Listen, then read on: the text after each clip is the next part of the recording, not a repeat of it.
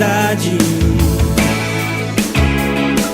Cumpre teu chamado para mim. Sei que não há tempo pra duvidar. Proclamar o evangelho é o meu dever. Usa minha boca pra... Amém. Olha, eu quero falar com você a respeito do seguinte: não deixe a fé morrer na sua geração. Eu vou explicar. Desde que Deus criou o ser humano, e muitas pessoas até questionam se Deus criou, mas nós sabemos que Deus é o Criador, Ele criou todas as coisas, criou o ser humano, e desde que Ele criou o ser humano, o homem tem uma busca por Deus, né? Uma busca pela divindade. Sempre houve aqueles que não acreditam em Deus e aqueles que querem descobrir Deus. E há cerca de 3.500 anos atrás, Deus começou a escrever a Bíblia. A Bíblia foi escrita por homens inspirados pelo Espírito Santo. É um livro do céu, né? Como pode um livro ter sido escrito por tantas pessoas em tantas épocas diferentes e ele tem sentido, tem nexo e tem ligação? É a palavra de Deus. Ele começou a escrever através de Moisés, 3.500 anos atrás. E por que ele escreveu a Bíblia? Para explicar para a humanidade quem Ele é e o plano dele, o plano de Deus para nós, seres humanos. E desde o começo a Bíblia anuncia, aponta para o Salvador, para Jesus Cristo. Desde Gênesis a Bíblia está apontando, vem um Salvador, Deus tem um plano para a humanidade, Deus nos ama, Ele vai enviar um Messias, Ele vai enviar um ungido, vai enviar o Salvador. E há 2.000 anos atrás, Deus enviou o Salvador. Deus enviou. O seu nome é Jesus Cristo. Ele é o Filho de Deus. Mas isso é uma coisa muito louca, é uma coisa muito inacreditável. Deus, de repente Deus, ele se fez homem, Ele se fez carne, e veio para a terra. O seu nome é Jesus. Isso parece impossível. Então, Deus, para mostrar que Ele é Deus mesmo, que foi Ele mesmo que enviou Jesus Cristo, e que Jesus Cristo é mesmo o Messias, para Deus mostrar isso, Ele fez uma coisa que até hoje, na história da humanidade, nunca aconteceu, nunca. Depois de 3 dias morto, Jesus Cristo ressuscitou. E nunca aconteceu isso na história da humanidade. O único ser humano que ressuscitou depois de 3 dias morto foi Jesus Cristo. E a Bíblia fala, e Ele fez isso para mostrar que Ele é mesmo o Salvador. Aleluia! Agora nós vamos então para 1 João capítulo 1. Não João, mas 1 João capítulo 1. O apóstolo João escreve assim, 1 João 1. O que era desde o princípio, o próprio João, ele escreve, quando ele escreve o Evangelho de João, ele fala, no princípio era o Verbo, e o Verbo estava com Deus, e o Verbo era Deus, e nada do que foi feito teria sido feito sem Ele. Ele estava com Deus no princípio. Então, Jesus é o princípio, Jesus é o alfa e o ômega, Ele é o início e o fim, Jesus. Então ele diz assim, o que era desde o princípio, o que vimos com os nossos olhos, o que temos contemplado e as nossas mãos tocaram a palavra da vida. Você está entendendo?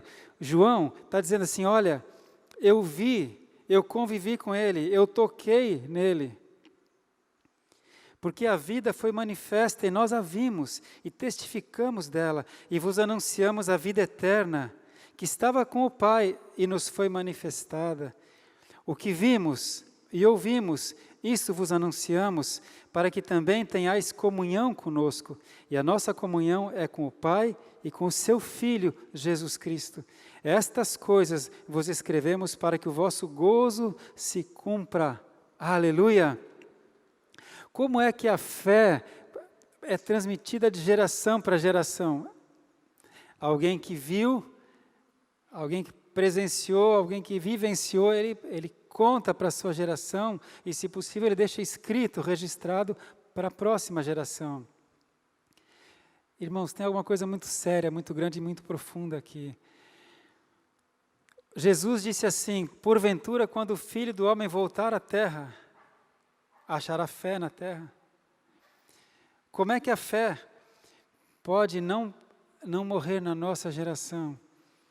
Se eu viver pela fé e se eu ensinar a palavra da fé, aí ele passa para a geração dos meus filhos e passa para a geração dos meus netos. Amém? Porque essa coisa impossível, muito louca, de que Jesus ressuscitou depois do terceiro dia, uma geração vivenciou isso, viu. Por isso que João fala: olha, o que eu vi, o que eu ouvi, o que eu toquei, eu presenciei, eu estou falando para você, para que você creia, para que a sua alegria seja completa. Lá em Atos capítulo 20, os apóstolos falam assim: nós não podemos, Atos 4, 20, eles falam assim: nós não podemos deixar de falar do que temos visto e ouvido. Não podemos deixar de falar, porque eles tinham curado um paralítico, Pedro e João. Por causa disso, eles curaram em nome de Jesus Cristo, porque Jesus Cristo está vivo, então ele continua fazendo os milagres dele. Ele falou: faça em meu nome, você vai ver, ele está vivo, ele ressuscitou, ele está vivo, aleluia. Pedro e João, que conviveram com o Messias, eles, em nome de Jesus Cristo: olha, não tenho prata, não tenho ouro, mas o que eu tenho eu te dou, olha, levanta e anda. E ele levantou, em nome de Jesus. Por causa disso eles foram presos, foram açoitados, Pedro e João. E os principais sacerdotes e príncipes disseram: vocês não falem mais nesse nome aqui em Jerusalém, vocês não propaguem mais esse nome aqui em Jerusalém, não falem mais disso. E eles disseram: veja se é justo nós obedecemos vocês ou obedecemos a Deus. Nós não podemos deixar de falar das coisas que temos visto e ouvido. E continuaram falando, anunciando, pregando e ungindo e curando, expulsando demônios. E isso passou para a próxima geração, que passou para a próxima geração e para a próxima, e chegou em mim, e chegou em você. Jesus Cristo, ele ressuscitou no terceiro dia, e ele foi visto aqui na terra por 40 dias, depois da ressurreição. Todos os seus discípulos ouviram ressurreto, e por isso eles morreram asseverando: ele é real, ele é o Filho de Deus, ele ressuscitou, e eu vi. E eu convivi com ele. E Jesus dizia assim: olha, eu estou falando para vocês antes que aconteça, para que quando acontecer vocês se lembram e saibam. Jesus falou para eles que depois do terceiro dia ele iria ressuscitar. E de uma única vez ele foi visto por mais de 500 crentes, ressurreto. Aleluia. Bem, chegou até os nossos dias essa palavra da fé, essa palavra da salvação. Jesus Cristo é o Filho de Deus, Jesus Cristo veio à terra, ele foi morto e ressuscitou no terceiro dia, então ele está vivo, isso chegou até nós. E sabe, irmãos, a fé que eu tenho em Jesus Cristo hoje, ela é um resultado da palavra de Deus, das coisas que eu li e acreditei. Então isso produziu fé no meu coração, e a minha fé, além do que eu recebo da Bíblia, é um resultado do que eu vivo. Desde a minha conversão com 20 anos de idade, o que eu já vivi com Deus, com Jesus, com o Espírito Santo, isso tudo produz a fé que eu tenho hoje. Aleluia! E eu preciso passar isso para você, e você precisa passar isso para os outros, porque se a gente não anuncia isso, a próxima geração não conhece. Nós vimos o que acontece quando uma geração toda recebe um ensinamento, uma doutrina. A gente viu o que aconteceu no Brasil por 40 anos, de um ensino que foi feito desde 40 anos. Né? Imagina, há 40 anos, toda geração que chega com 15 anos, ele chega formado com um ensinamento. O ano que vem, mais um monte de gente faz 15 anos. O ano que vem, mais um monte de gente faz 15 anos. Imagina, durante 40 anos, todas as crianças que se tornaram jovens, adolescentes e jovens, durante 40 anos foram recebendo um ensinamento. A gente está vivendo hoje o que a gente está vendo no Brasil. As pessoas não creem mais em Deus, as pessoas não sabem mais se são homens, se são mulheres, as pessoas não sabem mais respeitar os mais velhos, as pessoas não respeitam mais as autoridades, as pessoas não têm mais estímulo para trabalhar, as pessoas são preguiçosas. Isso foi sendo ensinado geração após geração por 40 anos. E o que dizer da fé, então? O príncipe desse mundo está tentando dizer para todas as gerações, para os seus filhos, para os seus netos, que Jesus não existe, que a Bíblia foi alterada, que as coisas não são bem assim, que a Bíblia não é politicamente correta, e que não é? Mas nós não podemos deixar de falar das coisas que vimos e ouvimos. Eu não posso deixar de falar do que eu creio, do que eu já vivenciei. Aleluia, que ainda essa semana mesmo a minha filha achou uma foto lá, quem tem Facebook, eu talvez tenha visto, se não viu, entra lá no meu Facebook, que eu quase nunca escrevo, mas a Alexandre Nunes, dá uma olhada, ela colocou uma foto que ela achou, resgatou, do meu infarto, na recuperação do meu infarto, eu andando, minha primeira caminhada no corredor do hospital, um corredor que devia ter acho que 15 metros, e eu com meu filho, a primeira caminhada bem devagarzinho, que era o que eu podia fazer depois do infarto, e lado a lado foi colocada uma foto de 2 anos depois, eu acho, eu e ele correndo na praia.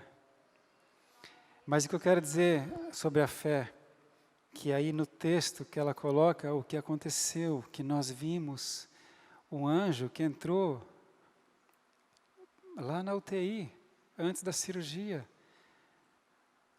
um médico vestido de anjo ou um anjo vestido de médico, né? Um anjo vestido de médico. Ele entrou e conversou comigo, conversou com minha esposa, era o João Pedro que estava junto? Ou era o João Pedro, né? Estava eu, a minha esposa e o meu filho. E o anjo, o médico, conversando conosco, e me falou, olha, quando alguém tem um problema de coração, 3 coisas podem ser feitas quando tem um infarto. Se é uma coisa leve, pode resolver só com medicamentos, porque não tem muita lesão, só remédio. Tem casos que são um pouco mais sérios, isso o médico falou para mim, casos um pouco mais sérios, tem que colocar um stent, que é como uma molinha assim que dilata a artéria. E casos mais graves, como o seu, tem que fazer cirurgia e colocar o que a gente chama de ponte, né? Ponte de safena, ponte de mamária. Tira a parte obstruída e faz uma ponte. Esse é o seu caso. Mas, fica tranquilo, porque vai ficar bom, você vai ficar novo, vai ficar tudo bom. É como se tivesse faltando combustível para o carro, porque está sem combustível, porque a mangueira está entupida, então vai ser desentupida a mangueira e vai voltar o combustível e você vai ficar como antes. Esse médico falou isso. Só que o médico que me operou tinha dito outra coisa. Tinha dito para minha filha que o meu coração foi destruído. Coitado, né? O médico, ele acreditou no exame, né?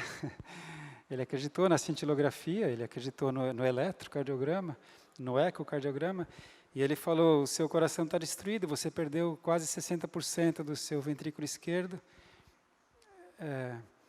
e por isso eu podia ter edema pulmonar a qualquer hora, e não tive edema pulmonar. E quando acabou a cirurgia, ele falou para minha... Estou falando sobre fé, amém? A fé que a minha filha hoje tem, e a minha neta tem, e o meu filho tem, porque nós vimos, e eu não posso deixar de falar.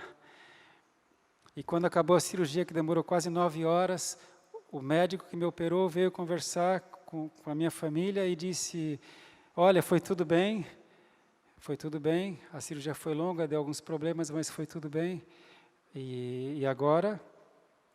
E a Sara, minha filha, falou, então, meu pai vai ficar bom, né? Ela falou, olha, né, sabe, né, ele vai ter muitas limitações, ele vai ter outro ritmo de vida, outro estilo de vida, porque ele perdeu muito do coração dele, 60%. E a minha filha falou, mas não foi isso que o médico disse, o outro médico? Ele falou, que outro médico? O médico que falou com meu pai. Mas não foi só eu, irmãos, a Kátia estava junto e meu filho. Se fosse só eu podia pensar que eu estava delirando, né? Ele falou, não tem outro médico, a minha equipe é essa que está aqui. Estava ele, anestesista, o auxiliar, essa é a minha equipe, não tem outro médico. Mas é aquele médico que entrou, que falou com meu pai. E esse médico que falou comigo, no dia antes da cirurgia, eu perguntei para ele, eu me lembro disso. Eu perguntei, o senhor é da equipe que vai me operar? Ele falou, eu vou estar na sala. Não foi? Ele só falou isso. Eu vou estar na sala. E ele estava na sala. E sabe, depois da cirurgia, eu comecei tomando 9 medicamentos diferentes. Durante alguns meses, eu tomei 9 medicamentos. E à medida que foi passando o tempo, o médico foi tendo que tirar. Ele tirou um, tirou outro, tirou outro. Tirou o beta-bloqueador, tirou o vasodilatador, tirou o diurético, tirou o outro diurético, e foi tirando, e foi tirando, e foi tirando. E hoje eu só tomo remédio para o colesterol, desde aquela época. E o remédio que as pessoas falam para afinar o sangue, né, que é para não ter uma embolia. Nenhum remédio para o coração, nenhum antihipertensivo, nenhum beta-bloqueador, nenhum diurético, nada. O médico anjo estava certo. Ele tinha dito, você vai ficar bom, você não vai ficar normal, ele falou. Então, eu quero te falar sobre isso. A nossa fé é um resultado do que nós temos pela palavra de Deus. Então, porque pela palavra eu já sabia que Jesus cura, pela palavra eu sabia que Deus se importa comigo, pela palavra eu sabia que os anjos ainda existem, pela palavra eu sabia que Deus pode todas as coisas. Jesus falou, se creres, verás a glória de Deus. E nós estávamos crendo. Naquele tempo todo, a minha esposa ficou de jejum, né, 4 ou 5 dias. Muitos irmãos oraram por mim, muitos jejuaram. E Deus fez. Deus enviou um anjo. Isso é milagre. E Jesus está vivo e continua vivo, e Ele continua vivo e está vivo. E a nossa geração tem que saber isso, nossos filhos têm que saber, nossos netos têm que saber. Aleluia? A gente tem que anunciar. E aí entra a grande necessidade de existir a igreja. Quem é que vai levar a palavra de Deus se não for a igreja? Não é? Eu vou pedir que você abra comigo lá em Atos capítulo 18. Atos 18. 18, 9.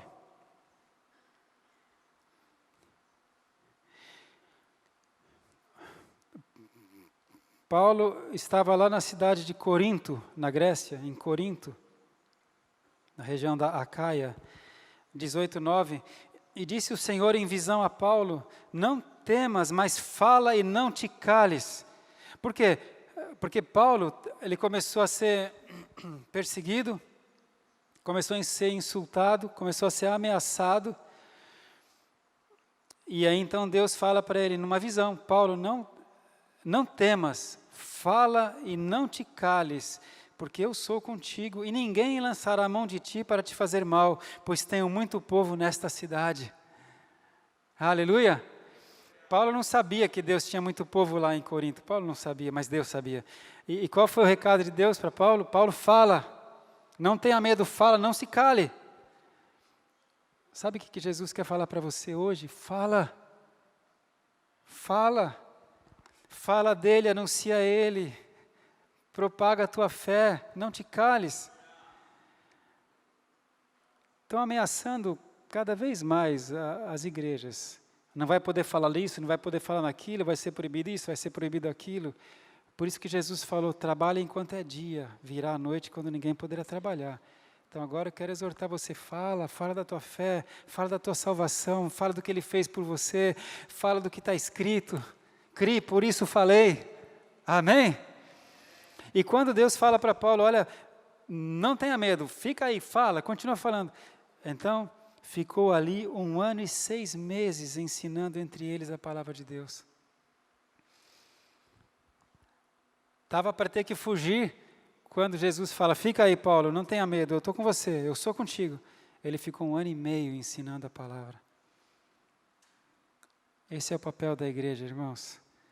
Ensinar a fé, ensinar sobre Jesus Cristo, ensinar a intimidade com Deus. Não foi isso que João falou? Eu falo essas coisas para você, para que você também tenha comunhão com Ele. E a nossa comunhão é com o Pai e com o Filho. E Deus quer que você tenha comunhão com Ele. Que você tenha comunhão com Ele. Que todo dia você tenha o seu momento com Ele. Alguns chamam de devocional. Não importa, não é o nome, importa que você tenha todo dia um momento com Ele. Aleluia. Verso 19. Depois de 1 ano e meio, Paulo foi para Éfeso, foi para uma outra cidade da Grécia. Ele ficou 1 ano e meio em Corinto, e aqui no versículo 19, chegou a Éfeso e deixou-os ali, os outros irmãos que estavam com ele, Priscila e Áquila. Mas ele, entrando na sinagoga, disputava com os judeus, e rogando-lhe eles que ficasse por mais algum tempo, não conveio nisso. Veja bem, os irmãos de Éfeso pediram que Paulo ficasse com eles, mas Paulo não achou que era direção de Deus, não ficou em Éfeso. Antes, se despediu deles, dizendo, querendo Deus, outra vez voltarei a vós. E partiu de Éfeso. Chegando a Cesareia, subiu a Jerusalém, e saudando a igreja, desceu a Antioquia. A igreja onde Paulo congregava era na Antioquia.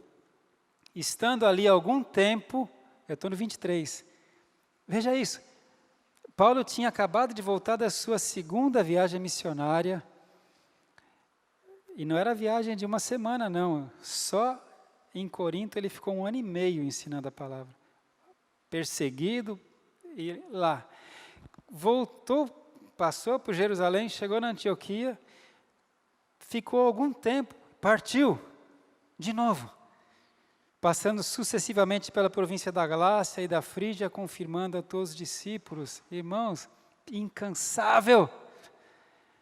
Aleluia. Chegou na Antioquia, compartilhou as boas novas e passou um tempo, já saiu de novo. E olha que essas viagens aqui eram viagens de navio, viagem a pé, viagem de jumento, de anos. Já partiu. Paulo era solteiro. Há uma das vantagens. Do jeito que ele viajava, já pensou se tivesse esposa, a esposa fala, Paulo de novo, não acredito. Né? De novo, então me leva com você. Lembra, Moisés quando foi para o Egito lá encarar o faraó, ele levou Zípora e os seus 2 filhos. Mas aí antes de chegar lá, ele deixou os filhos com o sogro. A família é uma super bênção de Deus, mas alguns têm um chamado mais alto, que não dá nem para ter família, hein? Paulo não tinha família, já pensou se tivesse filhos? Os filhos de Paulo não iam conviver com ele. Então Deus sabe o que Ele faz para cada um, amém? Hoje em dia o Satanás fica enganando as pessoas também, dizendo assim, você tem que ter alguém, você tem que ter alguém, você tem que ter alguém, e se Deus quiser que você tenha o Espírito Santo? Paulo fala que aquele que é casado tem que cuidar das coisas desse mundo e da sua família, e aquele que não é casado, que é solteiro, cuida das coisas do Senhor, ponto. E às vezes tem alguns que Deus separou para cuidarem das coisas do Senhor, e Satanás quer emporcalhar com sexo, prostituição, pisa na cabeça da serpente. Olha para a vida de Paulo. Mas amém, voltando aqui, amém, toma posse. E você que é casado, como eu, a gente tem que aí se desdobrar, né? Eu sempre falo, Pai, me ajuda, Senhor Deus, me ajuda a ser bom marido, bom pai. bom profissional, me ajuda a ser bom filho, porque ainda tenho pai, me ajuda a ser bom ministro teu. A gente tem que se esforçar. Aleluia. Mas aonde eu quero chegar? Paulo ficou pouco tempo lá em Éfeso, lembra? Pouco tempo. E agora, na terceira viagem missionária, ele vai voltar para Éfeso. Vamos ver aqui o versículo 24, 18 e 24. E chegou a Éfeso um certo judeu chamado Apolo, natural da Alexandria. Então veja, Paulo não chegou lá ainda. Quando ele saiu de Éfeso, chega em Éfeso Apolo, varão eloquente e poderoso nas Escrituras. 25. Este, Apolo, era instruído no caminho do Senhor e fervoroso de espírito, e falava e ensinava diligentemente as coisas do Senhor, conhecendo somente o batismo de João. Esse Apolo, que depois a gente vai ver que ele era um apóstolo também, o Apolo, ele era eloquente, ele era fervoroso de espírito. Eu imagino que ele era um pregador do tipo assim, pentecostal, como a gente fala hoje, não como eu. Eloquente, fervoroso de espírito, aleluia! Porque o Senhor passou por essa terra aqui, Jesus Cristo passou por aqui, Ele está agora mesmo aí com você. E se você abrir o teu coração nessa manhã mesmo, e você que está aí me assistindo por aí, Ele pode tocar em você. Amém? Varão eloquente, poderoso de espírito. Apolo era assim. Mas só que tinha uma coisa, ele só conhecia o batismo de João. O batismo de arrependimento. Ele já era eloquente e poderoso sem conhecer o poder de Deus, do Espírito Santo. Porque Paulo, quando ensinava, ele falava assim, olha, realmente, João batizou com o batismo de arrependimento, mas Jesus Cristo batiza com fogo e com o Espírito Santo. E Apolo não conhecia isso. Ele só conhecia o batismo de João. Amém? E ele, 26, e ele começou a falar ousadamente na sinagoga, que era próprio dele, ousadamente. E quando o ouviram Priscila e Áquila, que eram discípulos de Paulo, o levaram consigo e lhe declararam mais pontualmente o caminho de Deus. Hein? Priscila e Áquila, que eram discípulos de Paulo, eles eram do mesmo ofício, eles faziam tendas, trabalhavam junto com Paulo lá em Corinto. Durante 1 ano e meio eles conviveram com Paulo, Priscila e Áquila. Então, quando eles ouvem o Apolo pregando, em Éfeso, eles chamaram Apolo e falaram, Paulo, vem cá, deixa eu te falar uma coisa. Tem algo que você ainda não sabe. Por isso que é tão importante o ensino. Por isso que é tão importante a gente compartilhar o que a gente já tem, o que a gente já sabe. Eles então falaram para Apolo do poder de Deus, do batismo do Espírito Santo.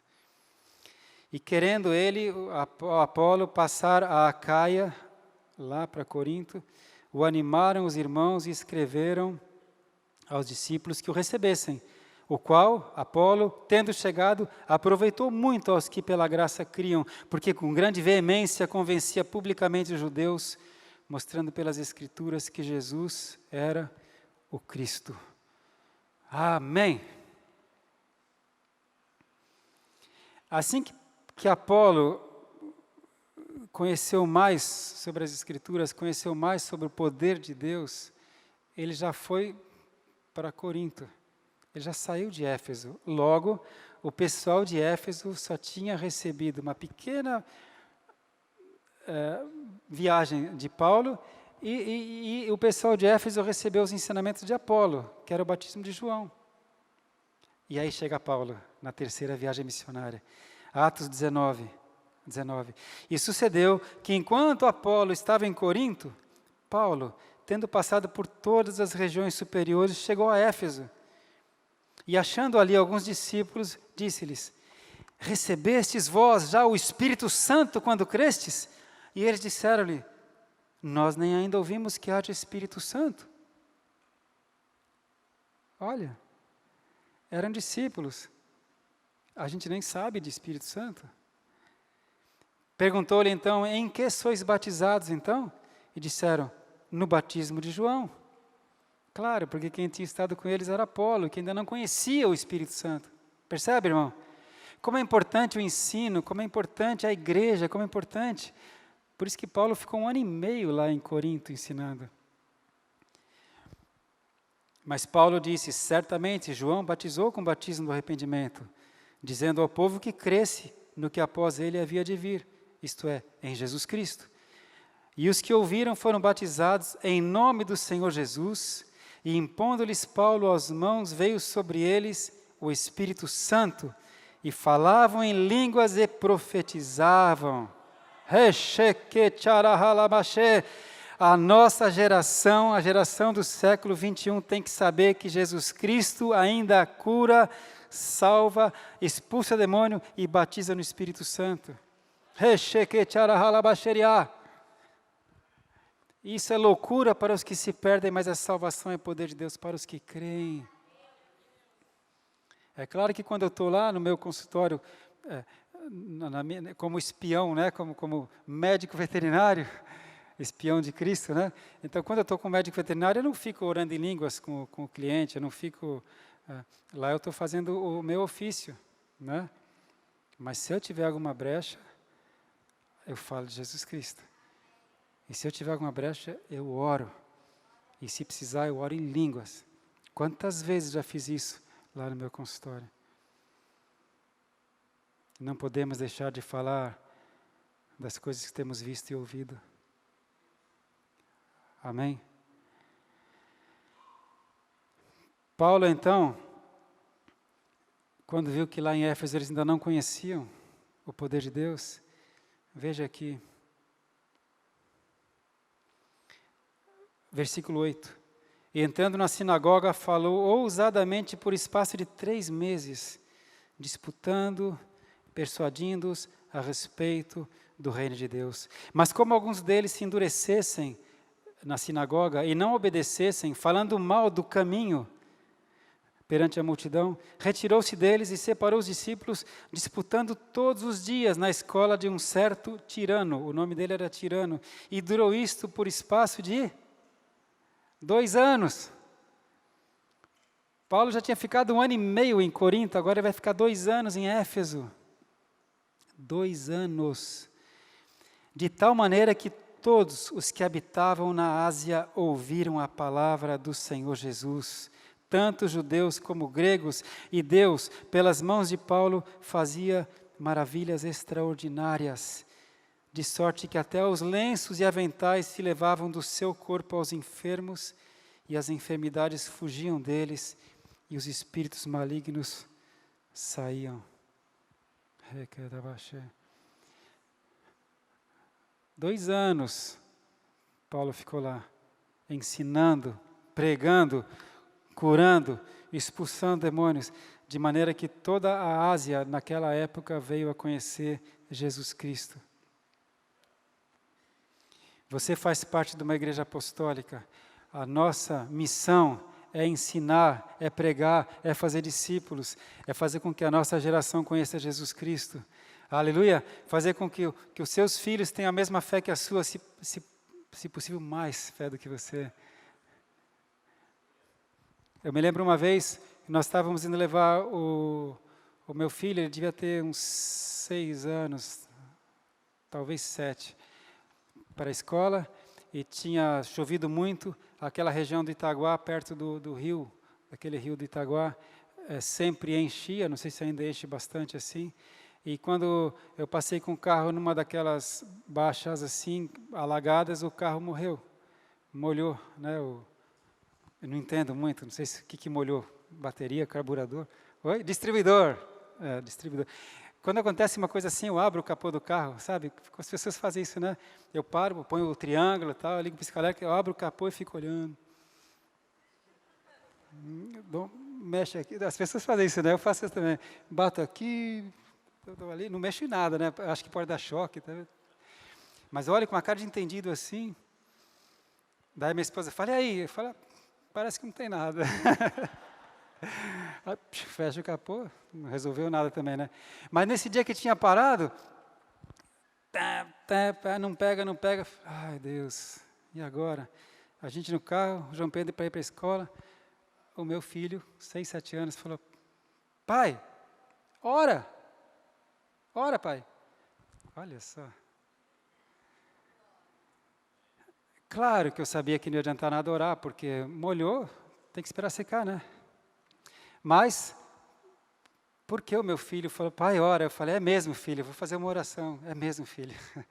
Aí, sabe aquela oração que você faz da boca para fora? Estou sendo sincero. Oh, pai, em nome de Jesus, fiz uma oração sem fé.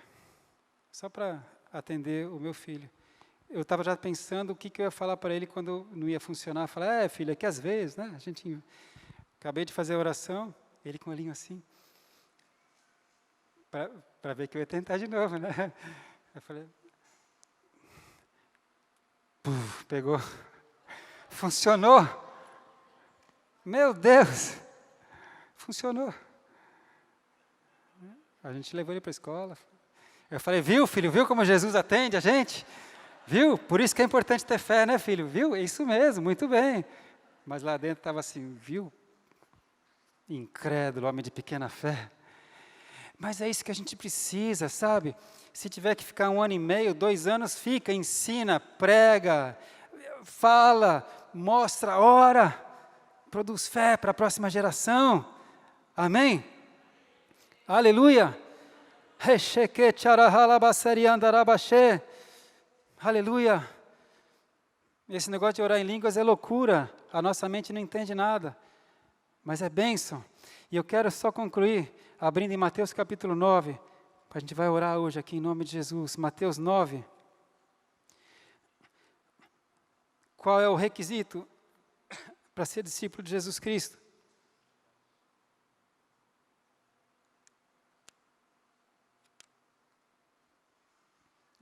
Deus fala nos Salmos que a palavra dele deve ser transmitida de geração em geração. Qual é o principal requisito, o pré-requisito para ser discípulo de Cristo? Fé. Fé. Às vezes você ainda nem conhece tanto da palavra de Deus. Apolo nem conhecia tanto ainda da palavra de Deus, mas ele já tinha fé e já falava e já pregava. Mas o que a gente precisa ter? Fé. Crer que Jesus Cristo é realmente o Filho de Deus. Crer que Jesus realmente ressuscitou no 3º dia, por isso ele está vivo agora mesmo. Crer que Jesus Cristo, ele está agora mesmo intercedendo à direita do Pai. Crer que Deus vê tudo, sabe tudo e pode tudo. Crer que Deus tem misericórdia, Ele atende a nossa oração. Crer. Crer que os sinais seguirão aqueles que crerem. A gente tem que ter fé, tem que ter fé. E aqui o Mateus capítulo 9 poderia ser chamado assim o capítulo da fé. Mateus 9. Eu quero só citar 5 pontos, mostrar 5 passagens aqui para você. Mateus 9:2. 9:2. Jesus, vendo a fé deles, disse ao paralítico: Filho, tem bom ânimo, perdoados te são os seus pecados. Jesus viu a fé daqueles 4 homens que trouxeram o amigo deles numa cama paralítico. Jesus viu a fé deles, viu? Jesus viu a fé deles e disse ao paralítico: perdoados são os teus pecados. Ei, mas eles trouxeram o homem para ser curado.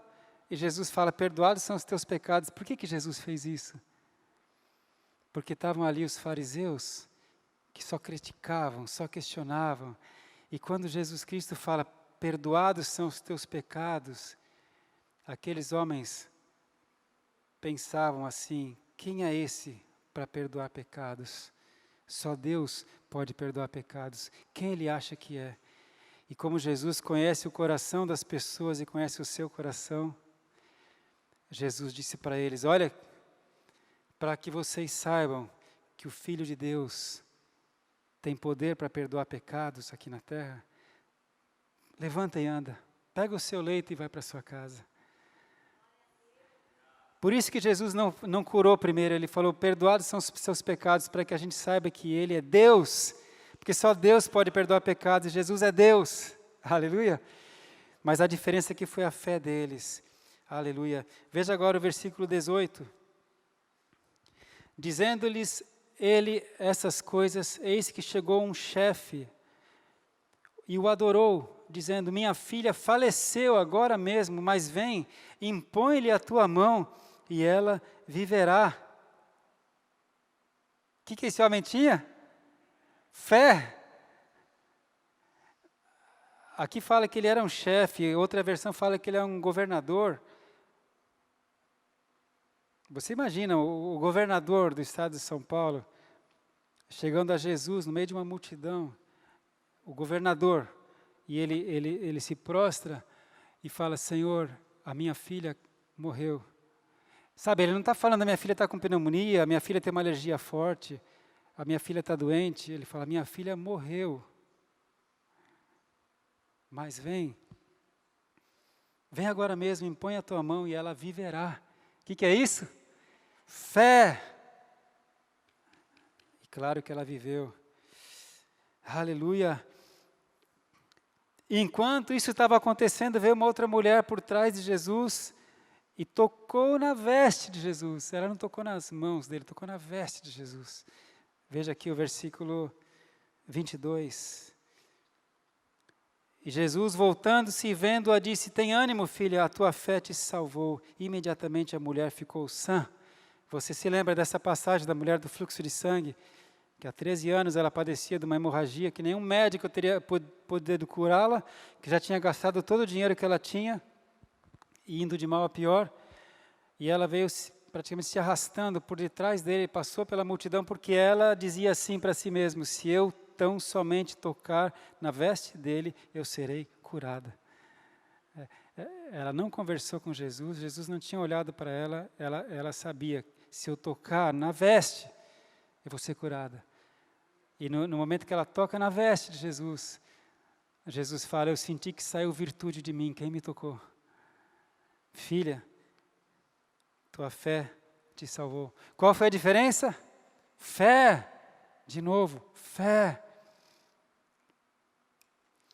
Você acredita mais num boletim científico? Você acredita mais num jornal de televisão? Ou na palavra de Deus? Enquanto você não acreditar tanto na palavra de Deus, Jesus falou: sabe o quê? Se creres, verás a glória de Deus. Se creres. Ah, mas o médico falou que o meu coração foi destruído. Isso é importante, porque o laudo da cintilografia é muito lindo. Agora, né, lindo, né? Na época, as 3 artérias principais, aliás, só tem as 3, né? A coronária direita e a esquerda é que tem os 2 ramos, circunflexo e descendente. Os 2 ramos da coronária obstruídos e o ramo direito obstruído, ou seja, os 3 obstruídos. Tá certo que um era só 80%, um era 70%, outro era 40%, imagina, de obstrução. E isso causou uma lesão no miocárdio que destruiu 60%. Até hoje o meu eletro está lá, eu tenho as marcas do amor de Cristo. Quando eu faço o eletro periodicamente, tem uma partezinha que não funciona. Quando faz o ecocardiograma, tem uma partezinha que não funciona. Mas o resultado, teste ergométrico normal, pressão normal, nenhum remédio. Como é que se explica? Porque a palavra de Deus é mais poderosa do que qualquer diagnóstico médico. Porque Jesus Cristo é o Rei dos Reis, Ele é o médico dos médicos. Porque para Deus não há impossível. Porque Jesus falou: se você crer, você verá a glória de Deus. Porque o anjo tinha falado para mim lá na sala: olha, a sua missão não terminou ainda. Que médico fala isso? Médico fala isso? Aquele médico com uniforme, com avental do hospital. Deus é fogo, né? Ele falou: a sua missão não terminou ainda. Você vai ficar bom como antes. A gente depois tentou achar esse médico, claro. A gente conversou com o enfermeiro, com a nutricionista que estava lá. Fui no site, nós fomos no site do hospital, vimos a equipe do médico. Cadê aquele médico? Ninguém sabe dele. O médico que falou: a tua missão não terminou ainda. Fé, irmão, fé. Fala para o teu irmão: o que Jesus requer de você é fé. Fé. Ei, glória a Deus. Por isso a igreja é tão importante, porque a igreja prega fé, ensina a fé, fala de Jesus Cristo, fala do poder dele. Ah, as pessoas falam: mas isso não é possível, isso não é possível. Não é mesmo. Não é mesmo, mas eu tenho o Deus do impossível. que eu posso fazer? Né? Aleluia. Tem mais um aqui ainda, 29.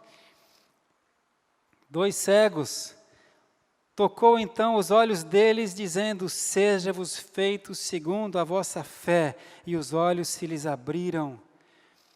Seja feito conforme a vossa fé. Aqueles 2 cegos se aproximavam dele com fé. Jesus nos cura. Jesus, seja feito conforme a tua fé. Mas Jesus pode curar cego? Se tiver fé, pode. E finalmente, ainda nesse capítulo, o verso 32. E havendo-se eles retirado, trouxeram-lhe um homem mudo e endemoniado. E expulso o demônio, falou o mudo, e a multidão se maravilhou, dizendo, nunca se viu tal coisa em Israel. O que aqueles homens que trouxeram o mudo e endemoniado tinham? Fé. O que Jesus espera de você? Fé. Vamos ficar de pé, irmãos? Aleluia. Esta é a palavra da fé que pregamos. Não deixe a fé morrer na sua geração.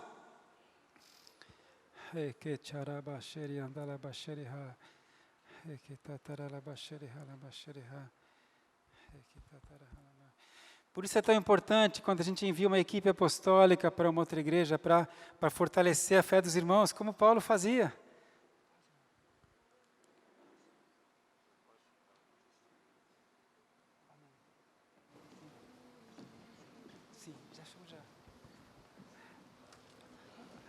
Amém? O que Paulo fazia cada vez que ele ia numa viagem apostólica, ele fortificava a fé dos irmãos, ele ensinava sobre a palavra, ensinava sobre a fé. Amém? E eu peço a Deus, eu tenho fé que essa palavra tão singela tenha produzido fé no seu coração. Quando as coisas vão bem, a gente não precisa colocar fé em ação. As coisas seguem o seu curso natural. Né? Quando as coisas vão bem, é triste porque muitas pessoas esquecem de Deus, quando tudo vai bem. Por isso que ele fala, olha, quer comamos, quer bebamos, quer façamos qualquer outra coisa, façamos tudo para a glória de Deus. Eu estou no momento de calmaria, estou no momento que está tudo bem, aleluia, vou continuar falando com Ele todas as manhãs, vou continuar louvando o nome dEle, vou continuar bendizendo o nome dEle, aleluia, tudo vai bem. Me mantenho junto com Ele, me mantenho perto dEle. Mas quando as coisas não vão bem, quando as coisas saem da alçada humana e entra o desespero, a dúvida, aí que a fé faz toda a diferença. E sabe, às vezes é possível que Deus, na sua bondade, vai deixar que você tenha alguma marca que te lembre dele. Jacó, ele mancou a vida toda, para que ele sempre se lembrou que antes, quando ele era inteiro, ele era Jacó, enganador. Mas depois que ele teve um encontro com o anjo do Senhor, e lutou a noite inteira com o anjo do Senhor, para ser abençoado, e o anjo falou, a partir de agora seu nome será Israel, aquele que luta com Deus, ou o príncipe do Senhor. Ele passou a mancar a vida toda, porque o anjo feriu a coxa dele, mas agora ele é Israel.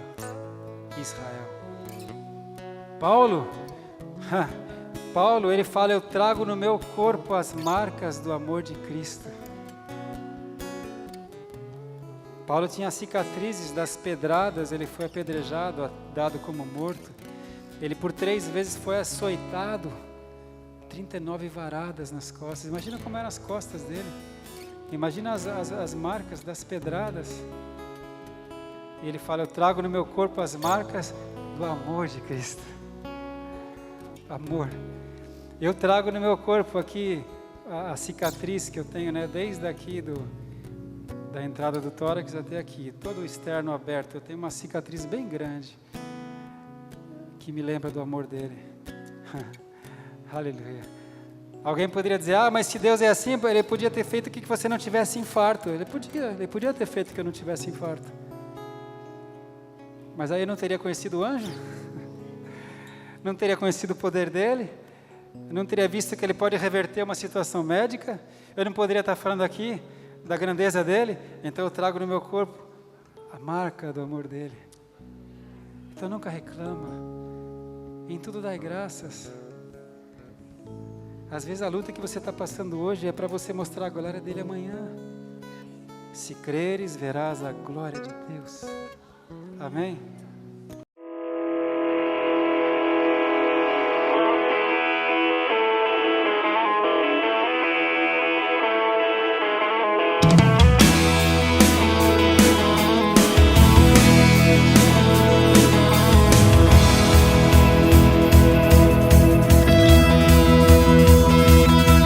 Quero amar as pessoas de verdade,